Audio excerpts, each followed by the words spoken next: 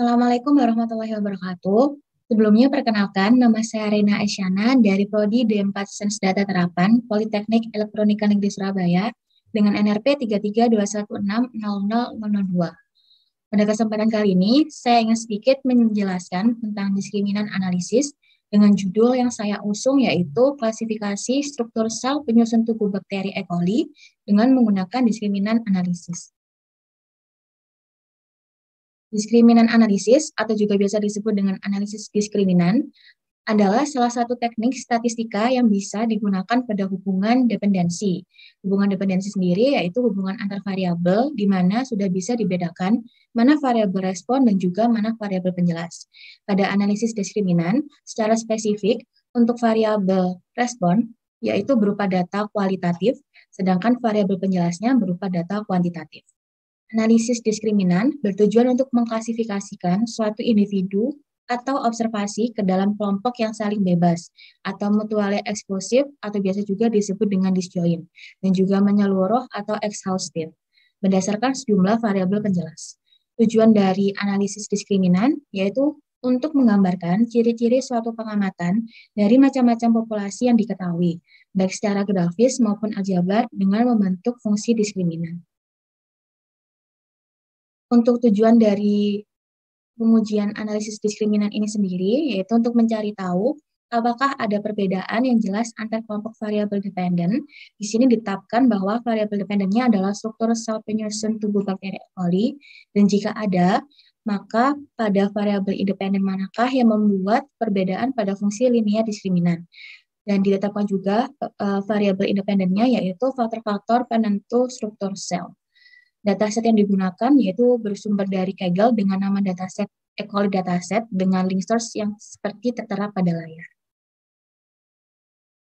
Untuk metodologi atau langkah kerja yang saya gunakan dalam pengujian analisis diskriminan ini, yaitu yang pertama, saya akan menginputkan dataset yang saya gunakan, yaitu dataset E. coli. Kemudian ada penetapan variabel dependen dan juga independen. Setelah itu ada preprocessing dataset. Setelah dilakukan preprocessing, akan dilakukan pengujian asumsi. Baik pengujian asumsi nantinya akan terpenuhi atau tidak, tetap akan dilakukan pembagian dataset menjadi dua, yaitu dataset training dan juga testing, yang kemudian juga dilakukan untuk pembentukan fungsi linear diskriminan analisis.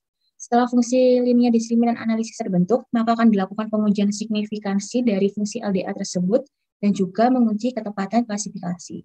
Selanjutnya akan dibentuk juga fungsi kuadratik diskriminan analisis untuk dilakukan perbandingan. Setelah dibentuk fungsi kuadratik diskriminan analisis, kemudian akan dilakukan pengujian signifikansi dan juga fungsi ketepatan klasifikasi. Kemudian dari dua fungsi diskriminan yang telah terbentuk akan dilakukan interpretasi. Kemudian untuk penetapan variabelnya, yang pertama adalah variabel respon. Pada variabel respon digunakan variabel set atau lebih tepatnya pada data yaitu kolom set yang merupakan struktur sel penyusun bakteri E. coli. Pada variabel set ini sendiri nantinya akan diambil 5 kelompok, yaitu ada CT atau singkatan dari sitoplasma, ada IM, yaitu membran dalam tanpa urutan sinyal, ada PP atau periplasma, IMU, yaitu membran dalam urutan sinyal yang tidak dapat dipahami, dan yang terakhir adalah OM atau selaput luar. Untuk variabel prediktornya sendiri, yaitu di sini ada 5. Yang pertama adalah MCG atau metode McCouch untuk pengenalan urutan sinyal. Yang kedua ada GVH, yaitu metode von Heichner untuk pengenalan urutan sinyal. Yang ketiga ada AAC atau kandungan asam amino membran luar dan protein periplasma. Yang keempat ada ALM1, yaitu skor program prediksi wilayah rentang membran alom. Dan yang terakhir ada ALM2 atau skor program alom setelah pengecualian sinyal yang diduga dapat dibelah daerah dari urutan. Pada tahap awal dilakukan preprocessing data untuk menyiapkan data agar siap untuk diolah. Tentu saja ada bagian import library dan juga dataset. Di sini terdapat beberapa library yang digunakan untuk menunjang proses pemodelan dan juga pengujian. Ada library DT untuk menampilkan tabel, dan kemudian adalah MVN untuk uji multivariat normal. Yang ketiga ada MASS untuk fungsi diskriminan analisis. Yang keempat ada BioTools untuk melakukan uji box M. Yang kelima ada CLAR untuk menampilkan biplot. Kemudian ada PSYCH untuk visualisasi data, RCalibrewer juga untuk visualisasi data, Caret untuk splitting data, DPLYR untuk menghitung nilai vektor dan juga matriks, dan yang terakhir ada ggOrt yaitu untuk visualisasi data. Kemudian dilakukan import dataset. Dataset awal di sini berdimensi 327 record data dan juga 9 variabel atau fitur. Setelah itu dilakukan penghapusan variabel yang tidak dibutuhkan. Di sini terdapat 3 kolom yang dilakukan penghapusan, yaitu sequence name, lib, dan juga CHG. Untuk sequence name sendiri di sini dihapus karena itu tidak diperlukan karena berisi nama record data pada penyimpanan dataset untuk pengujian sebelumnya. Kemudian juga ada kolom lib dan juga CHG. Di sini kolom lib dan juga CHG dihapus karena nilai pada setiap kelompok itu sama dan sudah dipastikan bahwa variabel lib dan juga CHG itu tidak memberikan perbedaan yang signifikan pada klasifikasi kelompok struktur sel penyusun bakteri sehingga dihapuskan. Kemudian dilakukan pengubahan tipe data variabel respon menjadi faktor. Di sini dilakukan untuk mempermudah visualisasi data dan juga pemodelan. Dan yang terakhir yaitu dilakukan analisis deskripsi dan dapat dilihat sudah tidak ada lagi record data yang memiliki missing value atau nilai NA, sehingga data sudah dapat dilakukan proses pemodelan dan juga pengujian. Tahap selanjutnya adalah pemodelan. Di sini akan dilakukan 2 pengujian atau 2 pemodelan. Yang pertama adalah linear diskriminan analisis dan juga quadratic diskriminan analisis. Namun, sebelum dilakukan 2 pengujian ini, terlebih dahulu akan dilakukan asumsi linear diskriminan. Di mana pengujian asumsi linear diskriminan ini sendiri terdapat 3 macam. Yang pertama yaitu data harus berdistribusi multivariat normal. Yang kedua, matriks ragam-peragam atau biasa disebut dengan matriks covariance antar kelompok itu harus sama. Dan yang ketiga, pada data harus terdapat perbedaan rata-rata antar kelompok. Saya telah berpindah ke Interpreter R Notebook dan saya akan menunjukkan hasil dari pengujian analisis diskriminan. Pada pengujian yang pertama, yaitu dilakukan pengujian asumsi untuk multivariat normal. Pada pengujian ini hanya akan dilakukan pada variabel prediktor atau lebih tepatnya, variabel bertipe data numerik. Pada dataset equali sendiri, akan dilakukan pengambilan dari kolom pertama hingga kolom kelima untuk pengujian multivariat normal, karena pada kolom-kolom tersebut adalah tempat di mana variabel prediktor berada. Dan hasil dari pengujian multivariat normal untuk data equali sendiri dapat dilihat dari visualisasi data grafik Chi-square Kiki-plot berikut. Dari grafik ini dapat dilihat bahwasanya secara umum terbentuk garis linear X tidak sama dengan Y. Maka dapat dikatakan bahwa dataset equali tidak berdistribusi multivariat normal. Kemudian, pada pengujian asumsi yang kedua, yaitu ada matriks ragam-peragam, atau biasa disebut dengan matriks covarian antar kategori site, atau bisa disebut dengan kelompok dari struktur sel penyusun tubuh bakteri E. coli, itu harus sama, atau bersifat homogen. Pada pengujian ini dilakukan dengan menggunakan fungsi box M, dan hasilnya didapatkan nilai p-value, yaitu 2,2e-16. Dengan tingkat signifikansi 5%, nilai p-value berada kurang dari 0,5 atau 5%, sehingga diambil keputusan untuk menolak hipotesis 0, atau dengan kata lain terdapat perbedaan matriks ragam-peragam antar kelompok site. Dan sebenarnya jika data sudah ditetapkan tidak memiliki sifat homogen antar matriks covariannya, lebih baik dianjurkan untuk melakukan pemodelan atau pengujian dengan quadratic analysis diskriminan. Namun pada pengujian kali ini, asumsi dari matriks covarian yang harus bersifat homogen ini akan dikesampingkan dan akan tetap dilakukan pengujian dengan menggunakan linear diskriminan analisis. Kemudian untuk asumsi yang terakhir, yaitu harus terdapat perbedaan rata-rata antar kategori site. dilakukan dengan menggunakan fungsi MANOVA, atau lebih tepatnya yaitu pengujian MANOVA dengan menggunakan statistik uji Wilks lambda untuk menguji apakah terdapat perbedaan rata-rata pada nilai variabel prediktor antar kelompok site. Hasil dari pengujian dataset E. coli menunjukkan bahwa dengan taraf signifikansi 5% didapatkan keputusan untuk menolak hipotesis 0, atau dengan kata lain terdapat perbedaan rata-rata. Karena di sini p-value-nya menunjukkan nilai 2,2-16 atau kurang dari 5%. Selanjutnya yaitu setelah dilakukan asumsi akan mulai dilakukan pengujian analisis diskriminan. Yang pertama yaitu membagi dataset menjadi data training dan juga data testing. Pada pembagian data ini sendiri, training data akan digunakan untuk membuat model diskriminan, sedangkan testing data akan digunakan untuk mengevaluasi performa model diskriminan. Pada pengujian ini, dataset akan dibagi menjadi 80% sebagai data training dan juga 20% sisanya sebagai data testing. Setelah dilakukan pembagian dataset, kemudian akan mulai akan dibentuk fungsi diskriminan, lebih tepatnya linear diskriminan analisis. Di sini digunakan fungsi LDA dengan variabel responnya adalah column site, dan juga data yang digunakan sudah data training, bukan data E. coli secara keseluruhan lagi.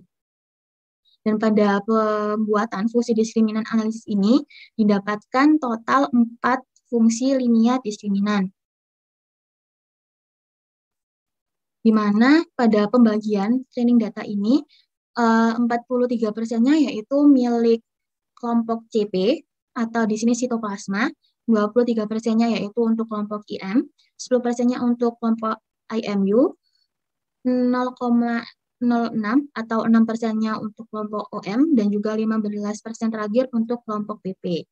Di sini fungsi linear diskriminan yang terbentuk yaitu terdapat 4, LD1, LD2, LD3, dan juga LD4, dengan fungsi linear diskriminan yang memiliki performa paling tinggi yaitu linear diskriminan pertama.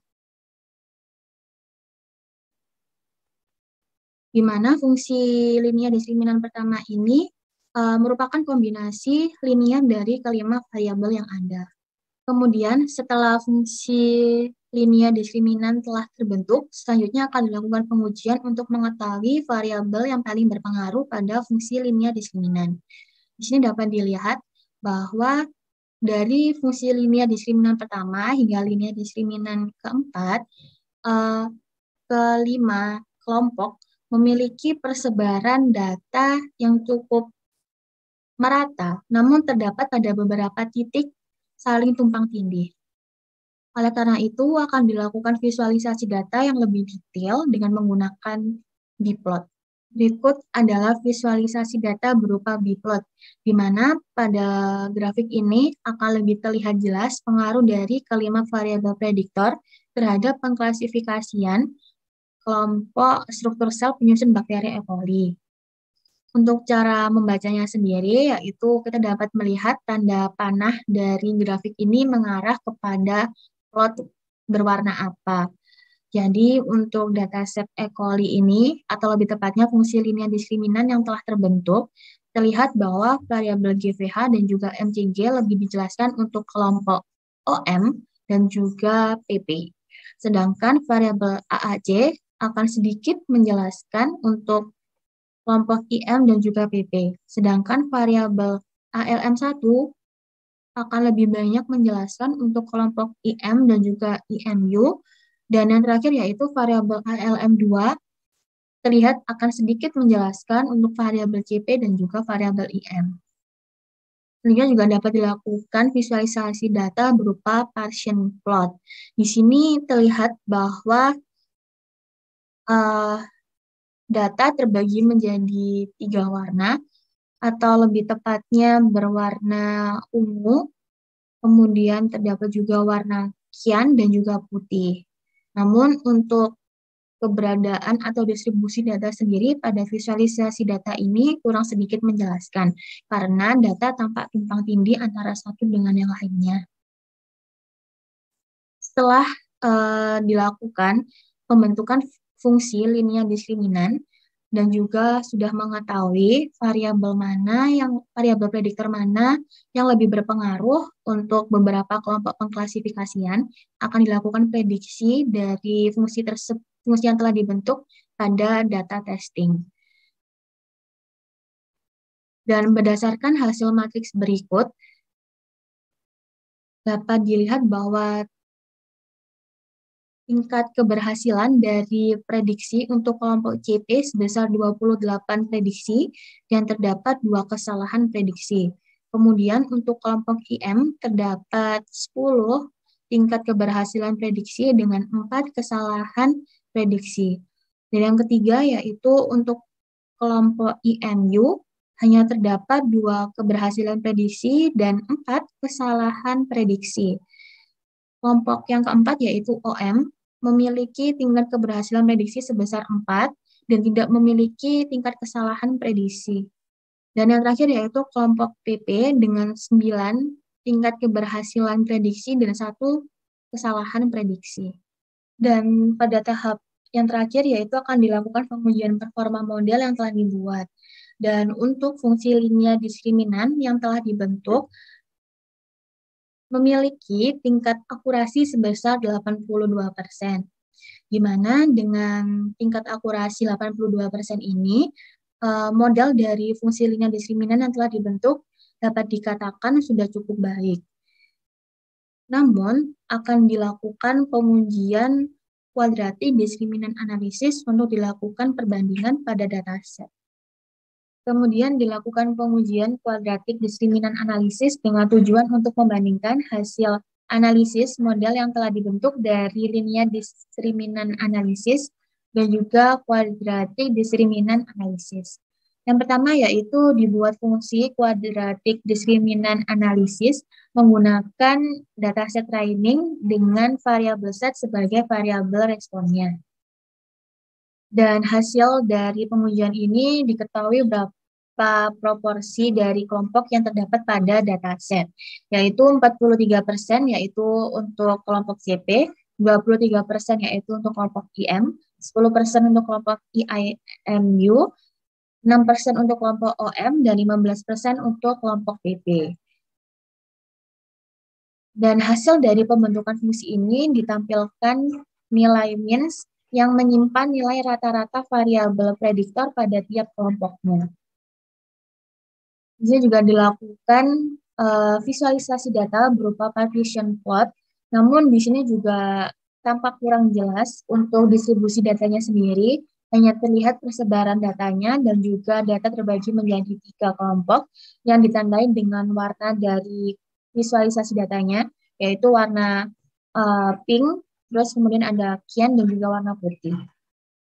Dan setelah dibentuk dari fungsi kuadratik diskriminan analisis, akan dilakukan prediksi pada data testing. Dan di sini diketahui berdasarkan matriksnya, keberhasilan pada kelompok CP yaitu terdapat 28 prediksi dan juga 1 kesalahan prediksi. Kemudian untuk kelompok IM terdapat 12 keberhasilan prediksi dan 2 kesalahan prediksi. Kemudian untuk kelompok IMU terdapat 5 tingkat keberhasilan prediksi dan 3 kesalahan prediksi. Selanjutnya untuk kelompok OM terdapat 4 tingkat kebenaran prediksi dan 1 tingkat kesalahan prediksi. Dan yang terakhir yaitu kelompok PP dengan total 8 keberhasilan prediksi dan tidak ada kesalahan prediksi. Dan dari uji performa model dari kuadratik diskriminan analisis didapatkan hasil sebesar 89%. Di mana nilai akurasi pada model kuadratik diskriminan analisis ini lebih tinggi, kurang lebih sebesar 7% dibandingkan dengan nilai akurasi model pada pengujian linear diskriminan analisis.